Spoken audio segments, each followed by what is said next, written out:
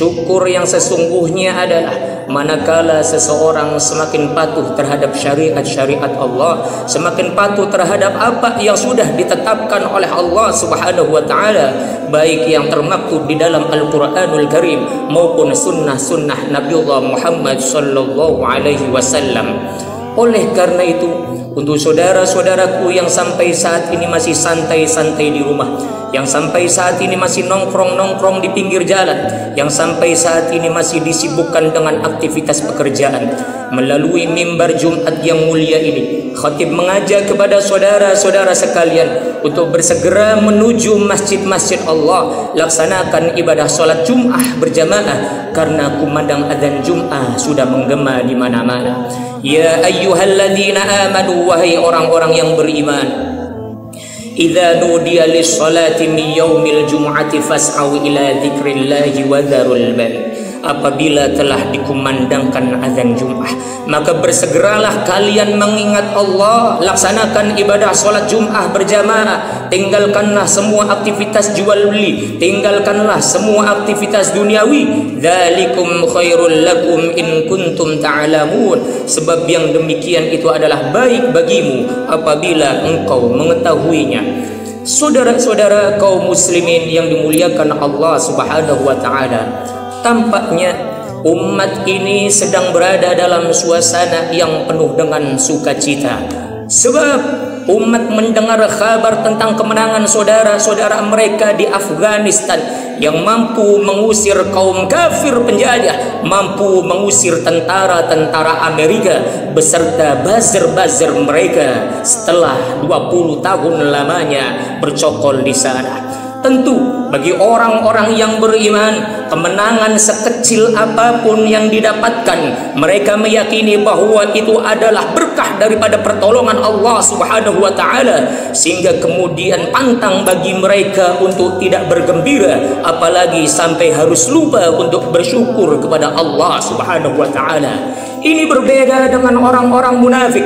Apabila orang-orang yang beriman, mereka akan berbahagia manakala kebaikan didapatkan oleh saudaranya. Orang-orang beriman akan bersuka cita manakala kemenangan diraih oleh saudara-saudara seakidahnya. Sementara orang-orang munafik, sebagaimana digambarkan oleh Allah Subhanahu wa taala di dalam Quran surah Al-Imran ayat 120, in tamsaskum hasanatun tasuhum wa in tusibkum sayyi'atun yafrahu biha. Apabila kalian wahai orang-orang yang beriman mendapatkan kebaikan, mendapatkan keberuntungan, mendapatkan kemenangan, mereka tidak akan pernah rela, mereka tidak akan pernah suka. Wa in tusibkum sayyi'atun yafrahu biha.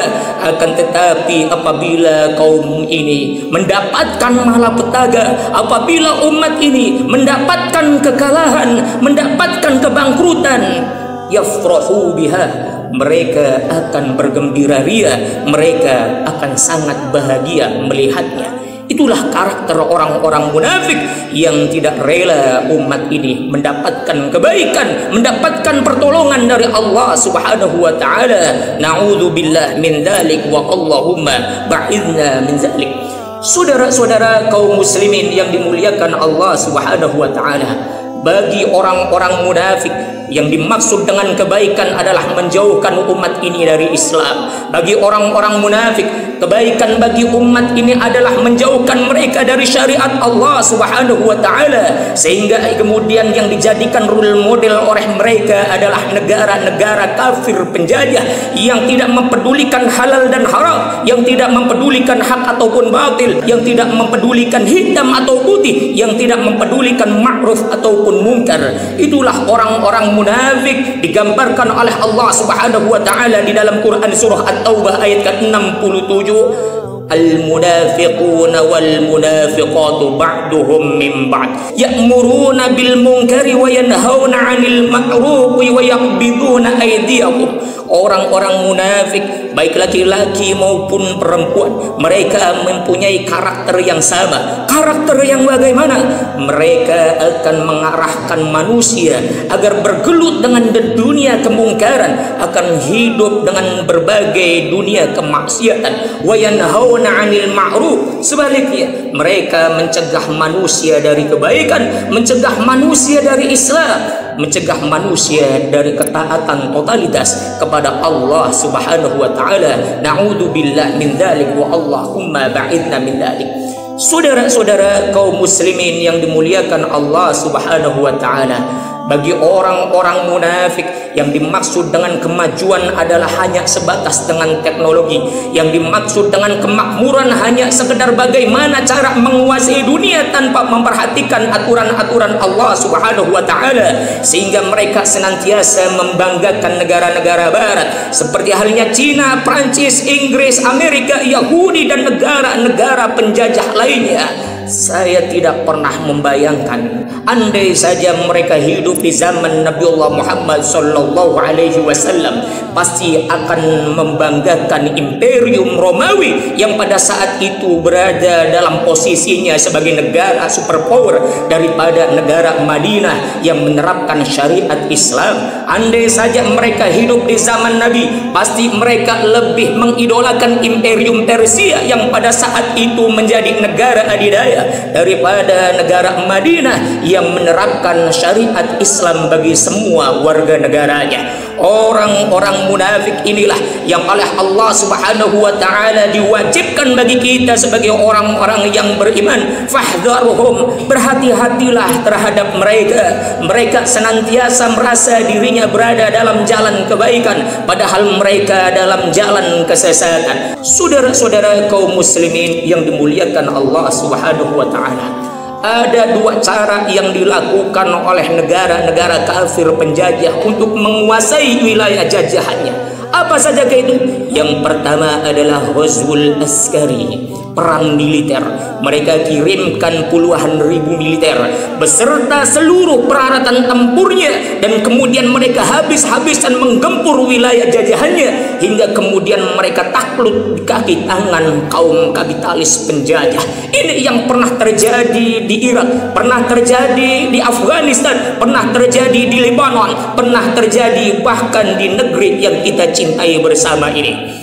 Yang kedua, mereka menggunakan strategi ghazwul fikri. Apa itu? Perang pemikiran. Apabila kemudian banyak orang yang tersadar ketika orang-orang kafir penjajah menggunakan perang militer, sungguh sangat disayangkan banyak umat ini yang kemudian kalah ketika harus berhadapan ghazwul fikr, perang pemikiran. Maka jangan heran apabila kemudian dengan mudahnya umat ini diarahkan agar sepaham dengan mereka, agar sekeyakinan dengan mereka, agar satu perspektif dengan mereka. Jangan heran apabila kemudian banyak di antara umat Islam yang lebih sering nyinyir terhadap muslimah-muslimah yang taat daripada terhadap perempuan-perempuan yang tidak pandai menutup aurat. Jangan heran apabila kemudian banyak di antara umat ini yang kemudian lebih takut terhadap bendera tauhid daripada terhadap bendera-bendera kaum kafir penjajah. Jangan heran apabila kemudian banyak di antara umat ini yang kemudian lebih gandrung dengan sistem politik demokrasi sekuler liberal daripada sistem politik Islam khilafah yang hendak menerapkan syariat Islam secara kafah di tengah-tengah umat manusia. Itulah bentuk kekalahan dari umat ini ketika mereka harus berhadapan dalam situasi ghazwul fikr, perang pemikiran.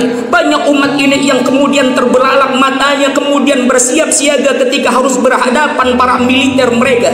Akan tetapi umat ini pada akhirnya kalah ketika harus berhadapan dalam situasi perang pemikiran, kemudian tunduk dan patuh terhadap kebijakan-kebijakan barat, tunduk dan patuh dengan kebijakan Cina, tunduk dan patuh dengan kebijakan Amerika, tunduk dan patuh dengan kebijakan Inggris, Prancis dan negara-negara kafir penjajah lainnya. Itu adalah fakta yang terjadi saat ini, di mana umat Islam sudah tidak lagi berdaya, padahal ratusan miliar jumlah mereka di seluruh penjuru dunia. Padahal jumlah mereka begitu banyak, akan tetapi mereka dikuasai oleh hegemoni barat, oleh hegemoni asing, yang padahal oleh Allah Subhanahu wa taala dikatakan kuntum khaira ummatin, kalian adalah umat terbaik. Apabila dibandingkan dengan umat lainnya, kalian adalah umat terbaik kata Allah Subhanahu wa taala. Yang idealnya umat terbaik inilah yang harus menguasai dunia. Tapi kenapa umat ini tidak mampu menguasai dunia? Karena umat ini sudah tidak lagi beramar ma'ruf nahi munkar. Padahal Allah sudah mengatakan kalian adalah umat terbaik, ta'muruna bil ma'ruf wa tanhauna 'anil munkar. Manakala kalian mau menegakkan amar ma'ruf nahi munkar, diisi di mimbar-mimbar khutbah, diisi di majelis-majelis Islam agar menggerakkan ghirah perjuangan umat ini. Tapi sangat sayang disayang, jarang sekali mimbar-mimbar khutbah, majelis-majelis ilmu, majelis-majelis keislaman yang kemudian mau untuk memompa ghirah perjuangan umat ini. Saudara-saudara kaum muslimin yang dimuliakan Allah Subhanahu wa taala, dengan apa yang dicapai oleh saudara-saudara kita di Afghanistan, kami berharap semoga itu kemudian menjadi langkah awal bagi kembali jayanya kaum muslimin, sebagaimana apa yang sudah digambarkan oleh Allah Subhanahu wa taala, wa'adallahu alladhina amanu minkum wa 'amilus solihati la yastakhlifannahum fil ardh. Allah telah berjanji bahwa dunia ini harus dikuasai oleh orang-orang yang beriman dan beramal soleh. Bukan dikuasai Amerika, bukan dikuasai Cina, bukan dikuasai Inggris, bukan dikuasai Prancis ataupun negara-negara kafir penjajah lainnya. Tapi Allah berjanji bahwa dunia ini akan dikuasai oleh orang-orang yang beriman dan beramal soleh, yang mau beramar ma'ruf nahi munkar. Tentunya bukan hanya sekedar kemudian kita memperbanyak majelis-majelis zikir kemudian kita mampu menguasai dunia, bukan hanya sekedar kita memperbanyak majelis-majelis kajian fikih, kajian tafsir kemudian kita mampu menguasai dunia. Lebih dari itu, para ulama di mimbar-mimbar mereka, di majelis-majelis zikir mereka, di majelis-majelis ilmu mereka menyadarkan umat akan pentingnya ukhuwah Islamiyah, akan pentingnya persatuan dan kesatuan di antara mereka, sehingga kemudian umat ini kembali jaya dan menguasai dunia sebagaimana apa yang sudah dijanjikan oleh Allah Subhanahu wa taala di dalam kitab sucinya.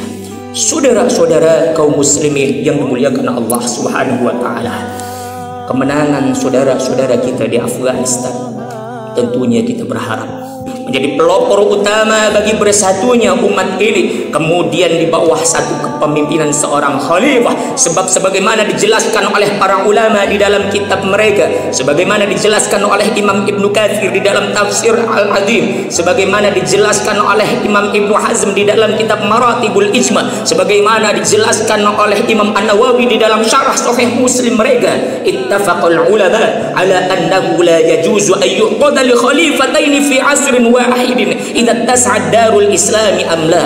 Para ulama telah sepakat semuanya bahwa tidak diperkenankan bagi umat Islam mempunyai dua orang pemimpin di tengah-tengah mereka idza tas'ad darul islami amla, baik ketika wilayah kekuasaan umat Islam meluas ataupun tidak. Inilah yang disampaikan oleh para ulama di dalam kitab-kitab mereka, bukan disampaikan oleh Al-Faqir Ilham Fahmi, bukan disampaikan oleh orang-orang Hizbut Tahrir, bukan disampaikan orang-orang Front Pembela Islam, bukan disampaikan oleh orang-orang Taliban ataupun yang lainnya. Tapi itu adalah satu qaul ulama yang menyampaikan idza tas'ad darul islami amla, umat Islam baik dalam keadaan kekuasaan umat Islam luas ataupun tidak, wajib di antara mereka hanya mempunyai satu pemimpin di tengah-tengah mereka. Mereka kemudian bersatu dalam panji Islam, bersatu di bawah satu pemerintahan Islam, hingga kemudian mereka mampu menghadapi hegemoni global Cina, Amerika dan sekutu-sekutunya. Karena persekutuan tidak akan pernah bisa dilawan tanpa persekutuan lagi, dan persekutuan yang utama adalah persekutuan antara muslim satu dengan muslim yang lainnya. Boleh kita ada yang mempunyai bendera merah putih, boleh kita ada yang mempunyai bendera hitam, kuning, hijau maupun merah, Akan tetapi kita semua umat Islam di seluruh penjuru dunia harus sadar bahwa harus ada satu bendera yang wajib senantiasa kita banggakan dan junjung tinggi-tinggi daripada bendera-bendera nasionalisme itu. Itulah bendera Rasulullah Muhammad sallallahu alaihi wasallam yang bukan hanya berkibar ketika di dunia, kelak di yaumil qiyamah itu pun bendera-bendera Rasulullah yang di tengahnya termaktub lafaz la ilaha illallah, di padang mahsyar pun itu akan kembali berkibar yang akan menjadikan ciri daripada di sanalah umat Islam berkumpul dengan nabinya. Semoga kita menjadi orang-orang yang istiqamah, yang siap untuk berghazwul fikr, perang pemikiran. Kita gunakan handphone kita gunakan media sosial kita untuk mengkaji ilmu, mengkaji Islam, untuk kemudian membantah ide-ide batil, ide-ide kufur, ide-ide sosialis, ide-ide sekuler, sehingga kemudian umat ini bisa menang menghadapi mereka. Dan itulah yang insya Allah akan menjadi amal saleh kita dalam perjuangan penegakan Islam. Ketika kita ditanya oleh Allah Subhanahu wa taala di yaumil akhirah, apa yang telah engkau perjuangkan ketika hidup di dunia untuk agama ini? Ya Allah, ya Rabb, kami telah membantah ide-ide batil, kami telah membantah ide-ide kufur, kami telah membantah ide-ide sekuler liberal, dan kami menjunjung tinggi ide-ide Islam.